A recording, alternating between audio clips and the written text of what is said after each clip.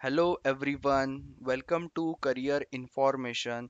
Indian army के under जो हर साल शॉर्ट सर्विस कमीशन टेक्निकल्स के लिए जो रिक्रूटमेंट निकलता है वो इस साल के लिए आ चुका है। Short service commission technical main 58 और short service commission technical woman 29। Okay, तो इस वीडियो में मैं आपसे शेयर करूंगा एलिजिबिलिटी क्राइटेरिया, कैसे अप्लाई करना है, सिलेक्शन प्रोसेस कैसा होगा, कितनी वैकेंसी है ब्रांच वाइज, क्योंकि ये इंजीनियरिंग ग्रेजुएट्स के लिए होता है। सबसे पहली बात तो जो लोग अप्लाई करना चाहते हैं those need to be eligible only if unmarried males and unmarried females अगर आप होगे। ओके, तो आप अप्लाई कर सकते हो। उसके बाद में the course will be commence in April 2022। तो जो लोग एपियर है अभी फाइनल ईयर, उनके लिए भी मैं बताऊंगा, यहाँ पे एक उन्होंने बताया है। अगर आप उसमें एलिजिबल हो तो आप अप्लाई कर सकते हो। उसके बाद में नेशनलिटी तो खैर ये बताने की जरूरत है नहीं। एज लिमिट जो है इसका 20 से 27 होना चाहिए। ओके, यहाँ पे कोई भी कैटेगरी वाइज नहीं होता है। तो आपका 2 अप्रैल 1995 और 1 अप्रैल 2002 के बीच में आपका बॉर्न ईयर होना चाहिए। ओके, उसके बाद में एजुकेशनल क्वालिफिकेशन जो है वो है candidates who have pass the request engineering degree. आपको मैं आगे डिग्रीज बताऊंगा जहाँ पे अलग अलग वैकेंसीज है। अगर आपकी उसमें कंप्लीटेड है तो आप अप्लाई कर सकते हो। और अगर जो final year of engineering degree courses are eligible to apply, तो सबसे इंपॉर्टेंट ये है कि फाइनल ईयर ऑफ इंजीनियरिंग में स्टूडेंट्स होंगे तो अप्लाई कर सकते हैं, लेकिन उसके लिए कंडीशन है। Candidates studying in the final year of engineering degree course should be able to submit a proof of passing engineer degree examination along with the mark sheet of semester or years by 1 April 2022। Okay, तो ये चीज़ बहुत important है। आपको तब तक आपके documents या फिर आपका जो प्रूफ है वो चाहिए कि आपकी इंजीनियरिंग डिग्री हो चुकी है। And produce the engineering degree certificate with in the 12 weeks. और उसके बाद आपको 12 वीक्स का टाइम दिया जाएगा कि सर्टिफिकेट भी आप इशू करिए, जो मेन आपका डिग्री सर्टिफिकेट होते हैं। लेकिन उससे पहले आपको मार्कशीट्स वगैरह सबमिट करनी होगी। ओके, तो ये चीज़ याद रखना। जो ओटी है उनका ऑफिसर ट्रेनिंग एकेडमी में जो आपका ट्रेनिंग होगा, जो भी सिलेक्टेड कैंडिडेट्स का जो अपियरिंग बेसिस पे होंगे तो उनको ये जरूरी है। All final year appearing candidates those final year whose final year final semester exam will be scheduled after 1 April 2022 are not eligible. तो सीधा सीधा एक सिंपल है कि अगर आपका 1 अप्रैल के बाद एग्जामिनेशन है तो आप अप्लाई नहीं कर सकते। ओके, तो ये बहुत इंपॉर्टेंट अपडेट है। उसके बाद में candidate studying in the final semester year of degree course should have not any backlog at the time of submission of application. तो आपका बैकलॉग वगैरह नहीं चाहिए। Any candidate if found, okay, तो उसको अलाउ नहीं किया जाएगा। जो एसएसबीज वगैरह होती है उसमें इनको अलाउ नहीं किया जाएगा, कैंडिडेचर आपका कैंसिल हो जाएगा। Candidates who have yet to pass their degree examination will be eligible only if they are studying in the final year of degree examination. Those candidates yet to qualify in the final year degree examination are allowed to appear for SSB. Should note that this is only a special concession given to them. They are required to submit proof of passing engineering degree along with all mark sheets, जैसे आपको बताया 1 April 2022। Okay, तो ये चीज़ याद रखना। उसके बाद में वैकेंसीज कितनी है, तो सबसे पहली बात हम करेंगे एसएससी टेक जो मेंस के लिए है। तो सिविल के लिए आप देख सकते हो यहाँ पे सब ब्रांचेस जो उसके साथ में होती है, टोटल यहाँ पे 41 वैकेंसी है। तो आप इन सारी ब्रांचेस में एलिजिबल हो, लेकिन एलिजिबल किस में हो आप, 41 वैकेंसीज के लिए। उसके बाद में आर्किटेक्चर में लगभग 5 यहाँ पे उसकी अलग अलग ब्रांचेस है। ओके, उसमें भी 2 वैकेंसीज है। मैकेनिकल के लिए 20, तो उसमें भी आता है आपका मैकाट्रॉनिक्स वाले अप्लाई कर सकते हैं। Mechanical and automation branch apply कर सकते हैं। लगभग 20 वैकेंसीज हैं। इलेक्ट्रिकल एंड इलेक्ट्रॉनिक्स, इसमें अगर इंस्ट्रूमेंटेशन है या इलेक्ट्रिकल इंस्ट्रूमेंटेशन है या फिर इलेक्ट्रिकल एंड इलेक्ट्रॉनिक्स है, तो अलग अलग जो सब ब्रांचेस है, इंस्ट्रूमेंटेशन एंड कंट्रोल है, इलेक्ट्रिकल इंस्ट्रूमेंटेशन एंड कंट्रोल, तो ये लोग भी अप्लाई कर सकते हैं। यहाँ पे लगभग 14 वैकेंसी है। कंप्यूटर साइंस या फिर कंप्यूटर टेक्नोलॉजी या फिर एमएससी कंप्यूटर साइंस, तो इतने सारे ब्रांचेस यहाँ पे एलिजिबल है। लगभग 32 वैकेंसी है। इंफॉर्मेशन टेक्नोलॉजी भी यहाँ पे बहुत सारे वैकेंसी, एमएससी भी चलेगा, 9 वैकेंसी। इलेक्ट्रॉनिक्स एंड टेलीकम्युनिकेशन में भी अगर आपका वीएलएस अपना आपका अगर एमएससी इलेक्ट्रॉनिक्स एंड टेलीकम्युनिकेशन में है, या फिर आपका सिंपल इलेक्ट्रॉनिक्स में हुआ है, तो भी आप अप्लाई कर सकते हो, 5 वैकेंसी। उसके बाद में टेलीकम्युनिकेशन के लिए जो है 3 वैकेंसी, अगर आपका स्पेसिफिकली टेलीकम्युनिकेशन इंजीनियरिंग में हुआ है तो। उसके बाद में इलेक्ट्रॉनिक्स एंड कम्युनिकेशन की बात करेंगे। इसमें इलेक्ट्रॉनिक्स एंड कम्युनिकेशन अगर आपका हुआ है कम्युनिकेशन से रिलेटेड, आपका अगर एमएससी या फिर बी बीटेक हुआ है, 8 वैकेंसीज है। सैटेलाइट कम्युनिकेशन के लिए 2। इलेक्ट्रॉनिक्स सिर्फ प्योर इलेक्ट्रॉनिक्स जिसमें बहुत सारे ब्रांचेस आते हैं अगेन, उसमें 2 वैकेंसी। Micro electronics 2। उसके बाद में एरोनॉटिकल एरोनोस्पेस एरोस्पेस के अंडर 5 वैकेंसी है। रिमोट सेंसिंग के अंदर एक। इलेक्ट्रॉनिक्स एंड इंस्ट्रूमेंटेशन या फिर सिर्फ इंस्ट्रूमेंटेशन जिनकी ब्रांच है, लगभग 4 वैकेंसी है। प्रोडक्शन के लिए 1, ऑटोमोबाइल के लिए 3। उसके बाद में industrial manufacturing, industrial engineering, okay, उसके एंड मैनेजमेंट के लिए लगभग यहाँ पे 2 वैकेंसी है। बैलिस्टिक्स के लिए 1, बायोमेडिकल के लिए 1, ट्रांसपोर्टेशन के लिए 1 vacancy. Textile, food technology, agricultural और मेटलर्जी के लिए रिस्पेक्टिवली 1 1 वैकेंसी है। न्यूक्लियर टेक्नोलॉजी के लिए 1। ऑप्टो इलेक्ट्रॉनिक्स, यहाँ पे आप सब ब्रांचेस आपके चेक कर लो, इन डिटेल यहाँ पे दिए हुए हैं। इसका नोटिफिकेशन मैंने आपको डिस्क्रिप्शन में ऑलरेडी प्रोवाइड कर दिया है। Fibre optics 2 vacancy. Workshop technology 2। Laser technology 2। उसके बाद में बायोटेक्नोलॉजी 1। रबर और केमिकल के लिए यहाँ पे 1 1 वैकेंसी, तो लगभग 175 और मेंस है। वुमेन्स के लिए अलग से वैकेंसी होती है, तो सिविल के लिए 3, आर्किटेक्चर 1, मैकेनिकल 2, इलेक्ट्रिकल के लिए 1, 4, कंप्यूटर साइंस 2, आईटी के लिए, और एरोनॉटिकल एरोस्पेस या फिर एविनॉक्स के लिए लगभग 1 वैकेंसी है। ओके, तो ये टोटल 14 वैकेंसी है फॉर वुमेन्स। ओके, तो यस, ये है टोटल वैकेंसी का यहाँ पे जो उन्होंने बताया है कि हर ब्रांच वाइज कितनी है। खैर वो तो आगे की बात है, पहले आपको क्या करना है, अप्लाई करना है। अप्लाई कैसे करना है वो भी मैं आपको आगे बताता हूँ। So a candidate is permitted to apply only 1 entry. तो ये याद रखना, कुछ कुछ ब्रांचेस जैसे डबल हो गई इलेक्ट्रॉनिक्स या फिर ये, तो लोग सोचते होंगे कि कौन से इसमें अप्लाई करना है, तो ध्यान से अच्छे से जहाँ पे वैकेंसी है वहीं पे अप्लाई करो। तो आपके हिसाब से ज़्यादा कंफ्यूज मत होना, क्योंकि आपको एक ही टाइम आप एप्लीकेशन कर सकते हो। ओके, तो वो बाद में आप चेंज नहीं कर सकते, सबसे इम्पोर्टेंट।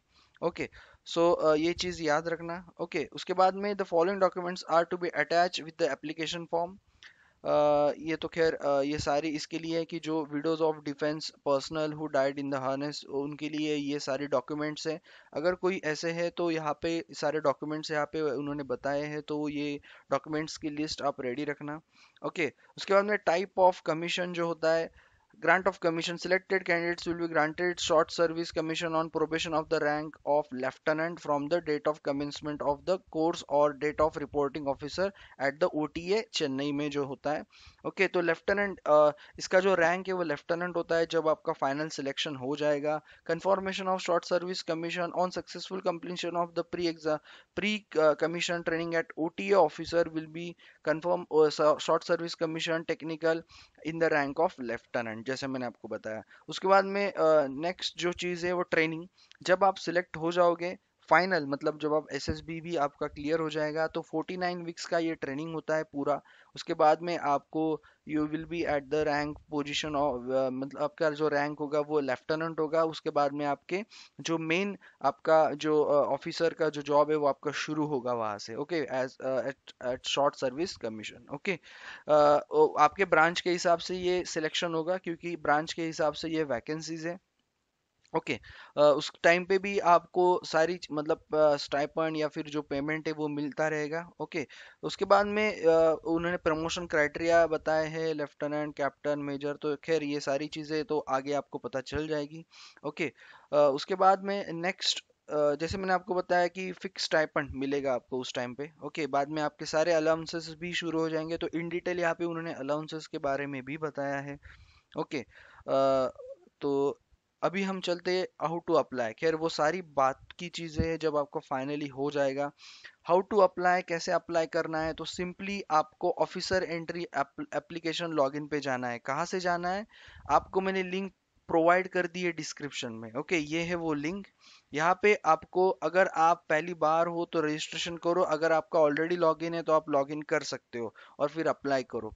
ओके, सिंपल है। इसका लिंक मैंने आपको डिस्क्रिप्शन में दिया है। क्या क्या चीज़ें लगेगी? सबसे पहली बात तो आपका जो भी इंफॉर्मेशन है वो जो सही है वही वहाँ पे लिखना, क्योंकि तभी आपका एलिजिबिलिटी वो फॉर्म आप फिल कर पाओगे। ओके, ऑनलाइन ही अप्लाई करना है, कोई भी आपको एप्लीकेशन पोस्ट या कुछ नहीं करना है। Okay, so no changes to detail submitted in online application. तो आप एक बार जो भरोगे वही आपका रहेगा, और एक बार आपने रजिस्ट्रेशन कर लिया तो आपका लॉगिन आईडी और पासवर्ड मिल जाएगा, बाद में आप अप्लाई कर सकते हो। ओके, जब भी आप यहाँ पे रजिस्ट्रेशन करोगे, fill the online registration form after reading the instruction, after getting register click on the apply online. उसके बाद में यहाँ पे एलिजिबिलिटी आपका ओपन हो जाएगा, then click apply. Okay, apply shown against the short service commission technical course. A page application form will be open, and read the instruction carefully. Continue to fill details as required under the various segment. Okay, उसके हिसाब से आप अपनी details वहाँ पे put up करते रहो। Self attested copy of following documents along with the original could be carried out are to be carried out at the selection center। इसका मतलब क्या है? प्रोसीजर मैं आपको बताता हूँ। अभी आप जब अप्लाई करोगे, आपका एप्लीकेशन फॉर्म फिलअप हो जाएगा। आपका जब एप्लीकेशन फॉर्म फिलअप हो जाएगा तो ध्यान रखना, जब उसका आपका एप्लीकेशन हो जाएगा तो उसका आप एक तो प्रिंट निकाल के रखो, या फिर उसको आपके मेल या फिर कहीं पे आपके कंप्यूटर में, आपके डेस्कटॉप में उसको सेव रखो जब आपका फॉर्म फिलअप हो जाएगा, क्योंकि वो आगे आपको लगेगा। ओके, आपको कहीं पे भी सेंड नहीं करना है। जब आप अप्लाई करोगे उसके बाद में अगर आप एलिजिबल हो, आपके सारे सही है, ओके, एलिजिबिलिटी क्राइटेरिया के हिसाब से, आपको बाद में एसएसबी के लिए कॉल आएगा। ओके, वो एसएसबी का कॉल जो आएगा वो आपको अलग अलग एसएसबी सेंटर्स है जो इंडिया में, जैसे कि भोपाल है, बैंगलोर है, इलाहाबाद है। ओके, तो बहुत सारे अलग अलग ये सेंटर्स है एसएसबी। ओके, तो वहां से आपको मतलब कोई भी एक सेंटर दिया जाएगा। उस टाइम पे आपको ये सारी चीजें लेके जानी है। तो उस टाइम पे आपको क्या लेके जाना है? सेल्फ अटेस्टेड कॉपी, आपके सारे ओरिजिनल्स भी साथ में लेके जाना है, क्योंकि आपका डॉक्यूमेंट वेरिफिकेशन भी होगा अगर आप वहाँ पे स्क्रीनिंग क्लियर करते हो। जैसे कि पहला दिन आपका स्क्रीनिंग का होता है, तो वो सारी चीज़ें आपको इन डिटेल वहाँ पे लगेगी। अगर आप स्क्रीनिंग क्लियर करते हो और आप अगर 5 दिन वहाँ पे रुकते हो for the final selection. Okay, तो यस, ये सारी सेल्फ अटेस्टेड कॉपी जो भी है 10th 12th या फिर आपका इंजीनियरिंग का कास्ट सर्टिफिकेट तो खैर उतनी ज़रूरत नहीं, लेकिन तो भी सारे जो भी डॉक्यूमेंट्स हैं, ओके, वो सारे आप लेके जाओ। मोस्टली बर्थ सर्टिफिकेट की बहुत वहाँ पे मतलब होता है बहुत से बच्चों से, तो वो भी ज़रूरी है, क्योंकि आपका बर्थ सर्टिफिकेट जो 10th बोर्ड सर्टिफिकेट है वो वहाँ पे लगेगा। बाकी यहाँ पे चीज़ें उन्होंने बताई हैं, उसके हिसाब से आप वहाँ पे लेके जाओ। ओके, साथ में, क्योंकि आपका तुरंत ही वो, अगर आप पहले दिन में स्क्रीनिंग हो जाता है तो आपका तुरंत ही 4 दिन के लिए आपको रुकना पड़ेगा, और बाकी सारी चीज़ें आपकी प्रोसीजर्स होंगी। ओके, तो ये है सारी चीज़ें। जैसे मैंने आपको बताया, no need to send any hard copy, आपको कोई भी हार्ड कॉपी। और एक चीज़, जो एसएसबी सेंटर्स वो लोग देंगे वो आप चेंज नहीं कर सकते, वो कितना भी दूर या फिर ऐसा हो, लेकिन आप चेंज नहीं कर सकते। जब आपका एसएसबी हो जाएगा, मतलब जो बच्चे पहले तो स्क्रीनिंग क्लियर करेंगे, उसके बाद में उनका जो भी 5 दिन के लिए पूरा एसएसबी होगा, और उसमें भी जो लोग रिकमेंड किए जाएंगे, 2 3 लोग, 4 5 लोग, वो डिपेंड करता है उनका जैसे कि मैंने आपको बताया, उनका भी मेरिट लिस्ट लगता है लास्ट में, और उसके हिसाब से, क्योंकि ये ऑल इंडिया प्रोसेस है, ऑल इंडिया में अलग अलग एसएसबी पे होता है, तो आपका फाइनल हो भी जाए एसएसबी के बाद तो ऐसा नहीं कि आपका फिक्स हो जाए, लास्ट में मेरिट लिस्ट लगती है और उसके हिसाब से सिलेक्शन होता है। सो सिलेक्शन प्रोसीजर वही मैंने आपको बताया, short listing of applications. Okay, उसके बाद में सेंटर अलॉटमेंट, मतलब जो एसएसबी सेंटर्स आपको दिए जाएंगे। Candidates will put through the two-section stage selection process. Those who clear stage one will goes to stage one, stage two. Those who fail in stage one return to the on the same day, जैसे मैंने आपको बताया। और जिसका stage two screening, मतलब जो पहला stage one clear हो जाता है, उनको 5 दिन वहाँ पे रुकना है। पूरे उनके सारे अलग अलग फिजिकल, साइको, सारे अलग अलग टेस्ट होंगे। ओके, इंटरव्यूज होंगे, और उसके बाद उनको उसमें से कुछ बच्चे सेलेक्ट हो जाएंगे, रिकमेंड हो जाएंगे। ओके, जो भी अच्छा परफॉर्म करेंगे, फिर उनके बाद में जैसे मैंने आपको बताया कि will be issued a joining. Okay, उसके बाद में in order of merit, merit list लगेगी, और वैकेंसीज के हिसाब से एक एक को वहाँ पे ज्वाइनिंग लेटर दिया जाएगा फॉर द ट्रेनिंग। ओके, फिर उनका मेडिकल्स वगैरह वो सारी चीज़ें होती है, क्योंकि मेडिकल्स बहुत इंपॉर्टेंट है। बहुत से बच्चों का मेडिकल में भी इशू हो जाता है। ट्रैवलिंग अलाउंस की बात करें तो SSB interview for the first time for particular type of communication shall be entitled AC 3 tier 2 and from railway fare. Okay, तो पहली बार जो आते हैं उनको मिलता है, मेरिट लिस्ट लगेगी जैसे मैंने आपको बताया, उसके हिसाब से बच्चों को बुलाया जाएगा। तो ऐसा पूरा प्रोसेस है इनका, मतलब अलग अलग सिलेक्शन क्राइटेरियाज है। चेंज ऑफ डेट, जैसे मैंने आपको बताया, डेट या फिर सेंटर आप कभी भी चेंज नहीं कर सकते, आपको टाइम पे ही पहुंचना है। लेट हो गए तो आपको भी एंट्री नहीं मिलेगी, क्योंकि इनके टाइम्स रहते हैं। आपको जब भी एसएसबी के लिए बुलाएंगे, सुबह 8 बजे बुलाएंगे या फिर 2 बजे, जो अलग अलग बैचेस होती है, बहुत से बच्चे होते हैं, क्योंकि यहाँ पे कोई टेस्ट नहीं है। जो लोग फॉर्म भरेंगे एलिजिबल है, उनको सबको बुलाया ही जाता है। ओके, उसके बाद में आपको चेस्ट नंबर वगैरह वो मिलेगा, वो सारी चीज़ें होगी। खैर वो सारी चीज़ें मैं आपको बाद में बताऊंगा। ओके, तो सबसे इम्पोर्टेंट तो ये है कि जो जो लोग एलिजिबल है अप्लाई करो। खैर मैंने सारी चीज़ें आपको सिलेक्शन से लेके थोड़ा बहुत आइडिया दे दिया है। 27 तारीख इसके लास्ट डेट है अप्लाई करने की। 28 तारीख से ऑलरेडी फॉर्म फिलअप करना शुरू हो चुका है। दो लिंक मैंने आपको डिस्क्रिप्शन में दिए हैं। पहला लिंक है ये पूरा नोटिफिकेशन इन डिटेल, जैसे मैंने आपको इंपॉर्टेंट चीज़ें थी वो सारी बता दी है। दूसरा लिंक है आपका ऑनलाइन एप्लीकेशन फॉर्म का, यहाँ से आप फिलअप करना है। ओके, तो यस, जो भी एलिजिबल है वो लोग फिल करो। ओके, बाकी शेयर करो जो भी आपके दोस्त या कोई फ्रेंड्स एलिजिबल है। चैनल को सब्सक्राइब करना मत भूलना, शेयर करो, हिट द बेल आइकन, ताकि जो भी फॉर्म्स आएंगे अलग अलग प्राइवेट गवर्नमेंट या भी कोई भी सेक्टर के, ऑफिशियली आपको ये चैनल पे टाइम टू टाइम मिल जाएगा। Okay, so thank you all and all the best.